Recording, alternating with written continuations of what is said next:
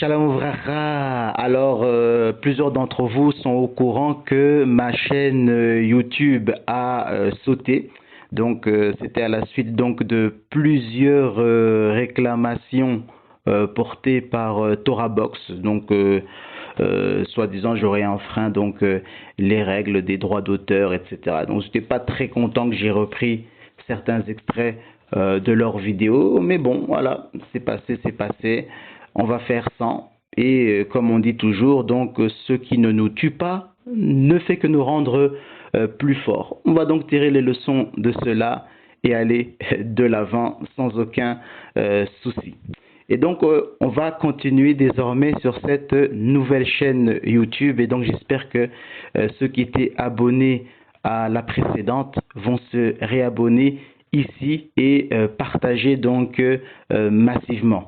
Et donc, sans plus tarder, nous allons rentrer dans notre sujet du jour. Alors, nous savons tous, puisque ce n'est pas un secret, que dans le monde haredi en général, et le monde chassidique en particulier, les fidèles sont attachés à leurs rabbins et rébéim, au point de leur vouer littéralement un culte, ainsi qu'aux objets leur appartenant. Moment émotion dans le monde chassidique cette semaine. Le rabbi de Toldot Avraham Yitzhak s'est rendu spécialement chez la dynastie Marnov-Kebel à Bnei Brak pour lire dans le Sefer Torah historique du Baal Shem Tov en personne. Ce n'est pas tout, il a eu aussi l'honneur de tenir entre ses mains ses lunettes et sa tondeuse, précieusement conservées depuis des générations.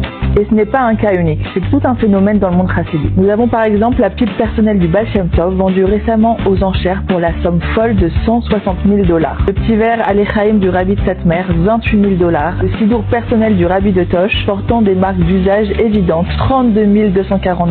La kippa du rabbi Aaron de Belz, $13 000. Les lanières des tfilines de Rav Chaim Kanievski, $20 000. Et le sommet, le chauffard dans lequel le rabbi de Satmer sonnait à Rosh Hashanah, encore disponible à la vente pour $40 000. Mais il existe aussi des objets encore plus surprenants. La tunique sainte du rabbi Yoel de Satmer, $18 000. Les pantalons saints du rabbi de Satmer, $15 000. Le marzeur personnel du Baba Saleh, vendu à peu près $20 000. Les chaussettes du rabbi de Pshevor, actuellement proposées à $2 000.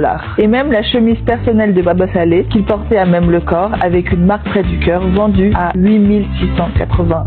Alors comment savoir si l'objet est authentique? Chaque objet vendu est toujours accompagné d'un certificat d'authenticité signé par un membre proche de la famille du tzaddik. Alors pourquoi payer autant? Dans la tradition chassidique, chaque objet d'un tzaddik porte en lui une part de son âme, capable d'apporter bénédiction, prospérité et protection divine. Mais la chassidoute n'a pas toujours été comme ça. Pour comprendre les déviations actuelles des chassidim, il faut admettre ce que bon nombre de chassidim d'aujourd'hui auront du mal à admettre, à savoir que la chassidoute actuelle n'a plus rien à voir avec celle d'origine du Baal Shem Tov et de la première génération. D'ailleurs, bon nombre de rébéim chassidiques étaient parfaitement conscients de cette évolution négative. Pour ne vous donner que quelques exemples, le Rav Chaim de Sanz, né vers 1797 et décédé en 1876, affirmait que la voix du Baal Shem Tov ne durerait que 150 ans et s'éteindrait vers la fin du 19e siècle.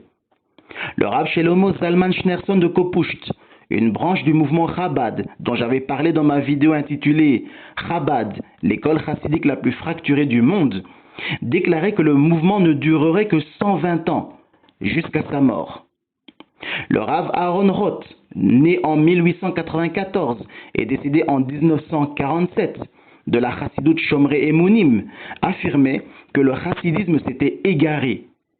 Et pour citer un dernier exemple, le Rav Yoel Teitelbaum de Satmar, né en 1887 et décédé en 1979, a déclaré de façon célèbre que la voix du Baal Shem Tov a été oubliée.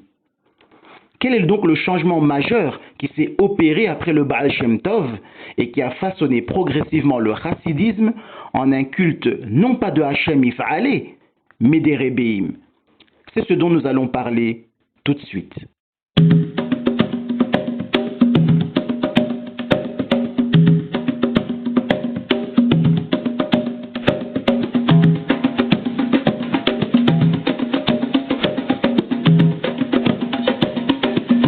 La doctrine qui était au cœur de l'enseignement du Baal Shem Tov était l'importance de la Deverouf, c'est-à-dire l'expérience spirituelle ou extase mystique résultant d'une communion personnelle avec Dieu.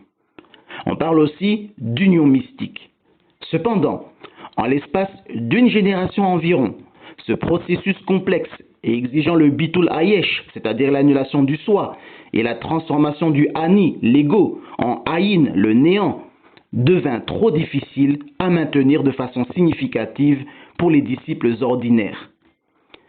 C'est ainsi que des alternatives à la véritable Devekouf naquirent, dont l'institution du concept de tzaddik ou de rébé, chargé de faciliter ses pratiques.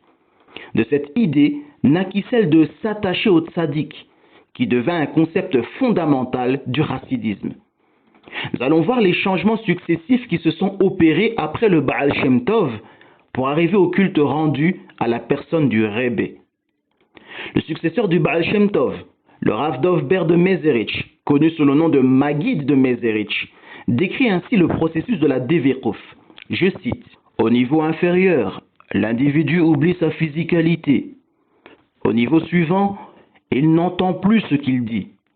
Et ce n'est que lorsqu'il a le sentiment d'annuler toutes ses capacités physiques qu'il peut être certain d'avoir atteint le sommet. » Vous pouvez retrouver ces propos dans le Magif d'Evarav le Yaakov à la section numéro 57. Comme cela n'était pas chose aisée, le Maguid de Mezerich, dans son Or AMF, le paragraphe numéro 197, conseilla à ses talmidim de réduire le temps consacré à l'étude, sans toutefois l'abandonner complètement, afin de se ménager du temps pour de telles expériences spirituelles. Puis vint le Rav Yaakov Yosef de Polna ou de Polnoye, qui proposa une alternative à la pratique exigeante de la Devekouf. Il suggéra notamment l'étude de la Torah, devenue une technique de méditation, comme substitut à la Devekouf. Certains autres se sont concentrés sur le concept de Avoda Begashmiyus, servir Dieu par la physicalité. La Avoda Begashmiyus, dans ses diverses formulations, pouvait désigner soit l'accent mis sur l'implication matérielle dans le monde physique, comme manger, chanter et travailler, soit son contraire, à savoir sa négation même. Mais dans les deux cas, cela offrait une alternative à la Devekouf, car cela promettait d'élever les étincelles cachées dans l'univers matériel, atteignant ainsi les mêmes résultats que le concept initial de communion avec Dieu. D'autres encore, comme le Rav Pinehas de Koritz et Lévi Yitzhak de Berditchev, ont repris cette idée et ont insisté sur sa relation avec les autres êtres humains qui possèdent également des étincelles de sainteté, cultivant ainsi la notion de communion et d'amitié, l'étendant même au monde extérieur des pécheurs. Cette ouverture entre guillemets est devenue une préoccupation importante pour certains rébéim. C'était une autre alternative à la Devekouf. Jusqu'alors, bien que le mouvement ait quelque peu régressé, s'éloignant de l'intensité initiale de la Devekouf du Baal Shem Tov, il conservait encore cette dimension mystique. Mais tout cela changea radicalement au cours du XIXe siècle. Que s'est-il passé à ce moment-là?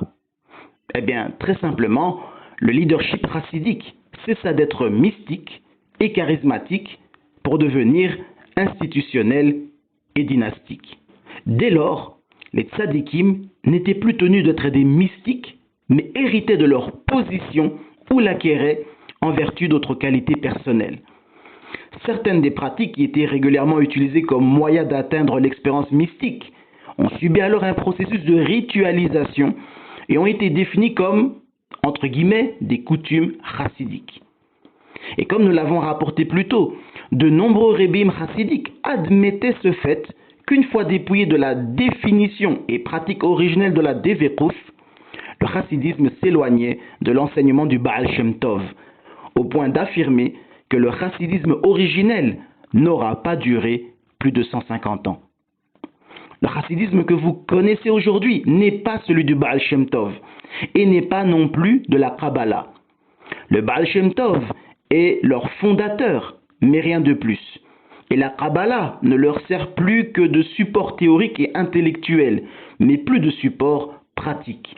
Voilà pourquoi, progressivement, les chassidim n'accordent plus d'importance à l'attachement direct à Dieu, mais estiment qu'il faudrait impérativement s'attacher et vénérer leur Rébéim pour parvenir à Dieu, ou qu'ils ont progressivement abandonné les anciennes techniques mystiques et les Kawanov, et laissé ça à leur Rébéim et profiter de l'élévation des Rébéim pour soi-disant s'élever à travers eux.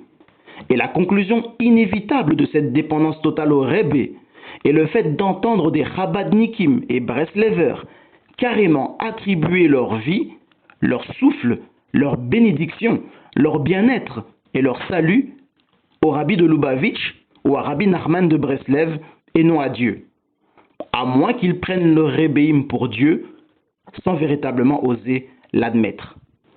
Vous aurez donc compris que le point de basculement, c'est lorsque on s'est détaché de la Devirus, qui est l'attachement direct à Kadosh Baruch Hu par un effort personnel, ce qui était l'enseignement du Baal Shem Tov, pour dévier vers la croyance selon laquelle il ne serait pas possible de s'attacher directement à Dieu, mais qu'il faudrait passer obligatoirement par des intermédiaires. Et c'est là que commence la débandade.